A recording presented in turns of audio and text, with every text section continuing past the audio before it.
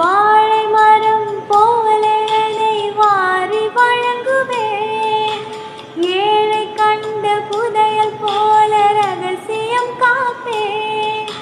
கணவன் என்ற சொல்லின் அர்த்தம் கண்ணவன் என்பேன். எனது உயிரில் உனது கண்ணை பார்த்திட செய்வேன்.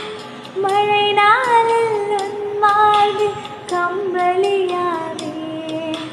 மழை காற்றில் தலை கோதி நித்திரை தருவேன். காதல் கனவா உங்கள் கரம் விட மாட்டேன். சத்தியம் சத்தியம் இது சத்தியமே. தாய் வழி வந்த எங்கள் தர்மத்தின்